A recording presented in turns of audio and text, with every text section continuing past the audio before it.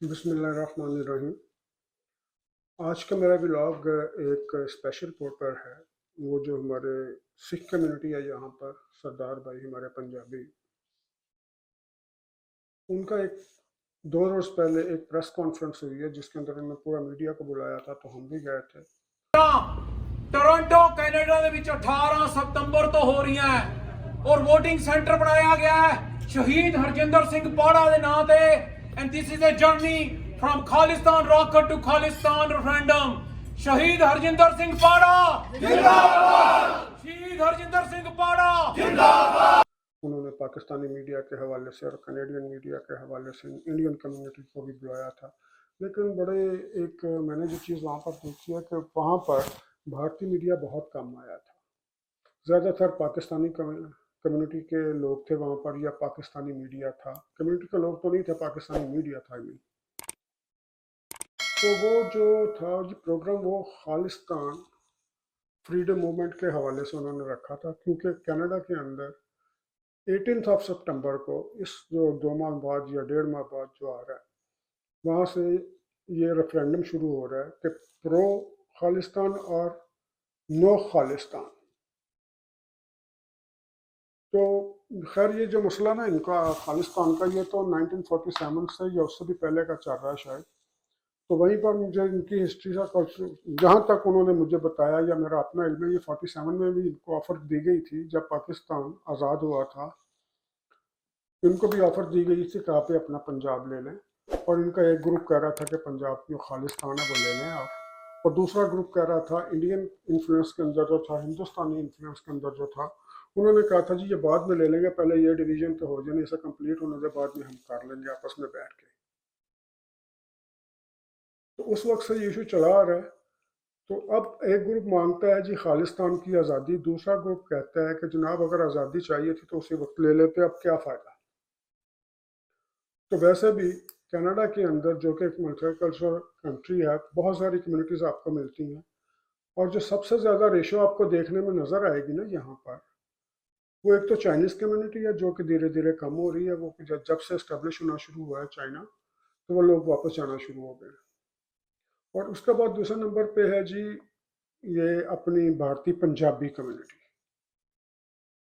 जो तो कहने को वो कहते हैं जी हम 7 मिलियन है, क्योंकि कनाडा की अराउंड कुल आबादी है 40 मिलियन, लेकिन इसके अंदर जो है जी 7 और 8 मिलियन उनके हैं।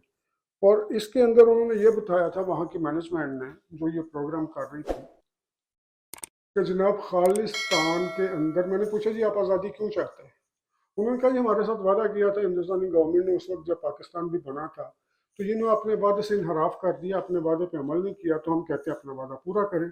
अगर दुनिया के अंदर बाकी बहुत सी रियासतें हैं उनको आज़ादी दी जा सकती है।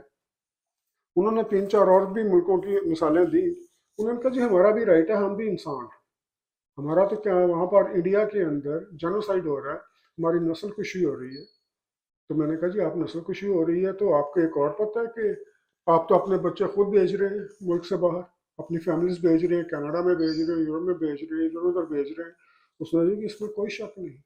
फिर मैंने उन्हें बताया, मैंने कहा जी यहाँ पर इंटरनेशनल स्टूडेंट्स बहुत आते हैं, तकरीबन यहाँ पर कनाडा के अंदर जितना भी इंटरनेशनल स्टूडेंट आता है, अभी आना है 1,23,000 आना है इस साल में।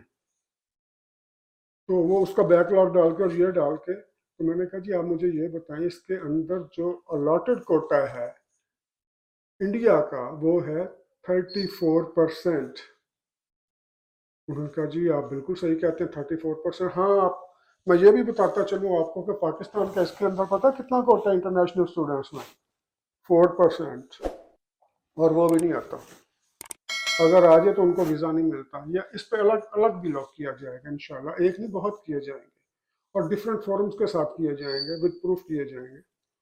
तो ये मैं बात कर रहा था अपने सरदार कम्युनिटी में, मैंने कहा जी आप तो अपनी पॉपुलेशन खुद जो है, यंग पॉपुलेशन उस मुल्क से निकाल रहे हैं, और आप सिर्फ ये चाहते हैं कनाडा में आ जाए, कनाडा में आ जाए 2 साल का कोर्स करते हैं, फिर पूरी फैमिली को यहाँ पे बुला लेते हैं, इमिग्रेशन ले लेते हैं, सिटीजन हो जाते हैं। तो आप तो अपना पंजाब खुद खाली कर रहे हैं। उन्होंने कहा जी आपकी बात किसी हद तक ठीक है, लेकिन मुझे बताएं कि एक तरफ तो हमारी नस्ल खुशी हो रही है, दूसरी तरफ हम हमारी हमें मुआशी तौर पर अगर हम संभलना चाहते हैं तो हमें वो तो मौका मिलना चाहिए ना। हमारे बच्चे अगर संभाल रहे हैं अपने ख़ानदानों को तो इस पर तो एतराज़ नहीं किसी को होना चाहिए। मैंने कहा जी मेरा एतराज़ नहीं, मैंने तो एक बात की है। जिस तरह के इंडिया ने मकबूजा कश्मीर में लोगों के ऊपर फायरिंग कर करके लोगों को मुख्तलिफ वाक़यात के अंदर उनका जेनोसाइड कर दिया, उनकी नस्ल कुशी कर दी। मैं क्या एक वक्त आएगा कश्मीर में कश्मीरी नहीं होंगे, फिर वो कहेंगे आज प्लेबिसाइट कर लें, रेफरेंडम करवा लें, जो आपका मुतालबा है। मैं तो उस वक्त कश्मीरी नहीं होगा तो फिर मुतालबा का क्या फ़ायदा। तो आपके साथ भी तो सेम सिचुएशन हो सकती है। उन्होंने कहा जी ये बात ठीक है, लेकिन हम अपने सर्वाइवल के लिए कुछ तो हमने करना है ना। बहरहाल उनका 18 सितंबर को यहाँ पे शुरू हो रहा है। फिर मैंने पूछा कि इंडिया में कब कर रहे हैं। उन्होंने कहा जी हम इस साल अगला जो नया साल है 2023 उसकी हम 26 जनवरी से शुरू करेंगे। बहरहाल उनकी अभी फाइनल डेट नहीं है। और ये जो चूँकि मैं ये प्रोग्राम इसलिए कर रहा हूँ कि ये चैनल के ऊपर हर बंदे का, हर तबके का राइट है। अगर वो कोई रिलेटेड चीज़ें हैं हम उसको बिल्कुल हाईलाइट करेंगे, उस पर बोलेंगे, उस इशू पे भी बोलेंगे। अच्छा वहाँ पर बड़ी दिलचस्प बात हुई, क्योंकि मेरे समेत मेरे पाकिस्तानी जर्नलिस्ट जो थे उन्होंने सारा तकरीबन 80% क्वेश्चन उन्होंने किए थे। उसमें जो इम्पॉर्टेंट क्वेश्चन थे दो चार मैं उन पर बात करूँगा। उसके अंदर जब उनसे पूछा गया कि जनाब आपको कहा जाता है कि आपको ISI सपोर्ट करती है, पाकिस्तान की इंटेलिजेंस एजेंसी, तो उस जो कौंसल उनके जनरल कौंसल जो थे गुरपतन सिंह पन्नू, उन्होंने कहा जी मेरी बात सुने, हमें ISI की सपोर्ट का इल्ज़ाम ये देते हैं, बिल्कुल उसी तरह देते हैं जिस तरह पाकिस्तान के अंदर कोई हैपन हो जाए, कुछ वारदात हो जाए और आपको दे देती है, इंडिया में कुछ हो जाए तो ISI को दे देती है, अपने लूप होल्स को नहीं चेक करता। और दूसरी वजह ये है, उन्होंने ये कहा, हंसते हुए कहा, उन्होंने कहा जी ISI हमें क्या सपोर्ट करेगी, हमें क्या सपोर्ट करेगी ISI।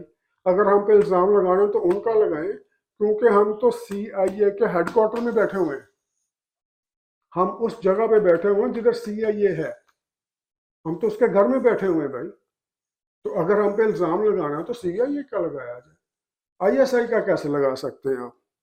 बहरहाल उनसे और भी बातें हुई। फिर जब उनसे ये पूछा गया कि कश्मीर के ऊपर आपका क्या मौक़िफ़ है, उन्होंने कहा जी पाकिस्तान पर इल्ज़ाम लगता ही इसलिए है कि उनकी और हमारे इश्यूज़ की रिजेम्बलेंस है।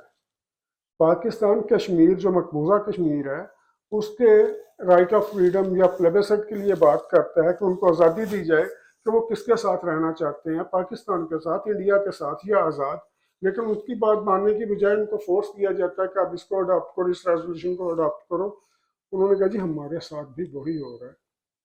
चूँकि हम दोनों सेम प्रॉब्लम फेस कर रहे हैं, हम दोनों एक ही बीमारी का शिकार हैं, इसलिए शायद यह तस्वीर दिया जाता है कि पाकिस्तान हमें सपोर्ट कर रहा है या हम भी पाकिस्तान को सपोर्ट कर रहे हैं।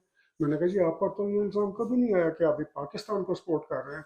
उन्होंने कहा जी नहीं आया, तो कभी आ जाएगा जब वहाँ पर थोड़ी सी पोजीशन स्ट्रांग होगी कश्मीरियों की, तो वो भी इल्ज़ाम लगा देंगे। एनीवेज उन्होंने ये कहा कि जनाब अली दुनिया के अंदर इंसान को अपने मुताबिक आज़ादी के साथ रहने का हक हासिल है, वो किसके साथ रहना चाहता है, किसके साथ नहीं रहना चाहता। उन्होंने कहा जी हमारी जो बचे कुचे लोग थे वो उन्होंने बच्चे हमारे नशे पे लगा दिए, नशे की रोकथाम नहीं हो रही। और उन्होंने कैटेगोरिकली मोदी गवर्नमेंट पे इल्ज़ाम लगाया है। उन्होंने कहा जी इंदिरा गांधी से इन्होंने भी अच्छा नहीं हमारे साथ किया था, लेकिन मोदी तो वर्स्ट है। खैर ये उनके अपने मुल्क का मसला है, मैं उसके अंदर इंटरफेयर नहीं कर सकता हूँ क्योंकि, लेकिन ये एक चीज़ और बड़ी अहम है। उन्होंने जब ये कहा कि पाकिस्तान के अंदर क्या सिख भी आ सकते हैं, उन्होंने कहा जी पाकिस्तान के अंदर सिखों में क्या आना है, एक अपॉर्चुनिटीज उस वक्त चले गए। तो मैंने कहा जी अब जब आप पंजाब बनाएंगे, अपना अलग खालिस्तान बनाएंगे, अलग सूबा बनाएंगे खालिस्तान, तो उसका कैपिटल कौन सा होगा। उन्होंने कहा जी हमारा पूरा पूरा मैप ही श्रिंक कर दिया गया। मैं अपने प्रोड्यूसर साहब से कहूँगा अपना मैप दिखाएं उनको पंजाब का, जो उन्होंने वहाँ पर दिखाया। तो उन्होंने कहा जी हमारा तो पंजाब ही श्रिंक कर दिया गया, लेकिन जब भी खालिस्तान हम बनाएंगे, आज बने या कल बने, शिमला हमारा कैपिटल होगा। तो इसके साथ ही मैं आपसे इजाज़त चाहूँगा। इंशाअल्लाह अगले ब्लॉग में आपके साथ मुलाकात होगी। अल्लाह हाफ़िज़।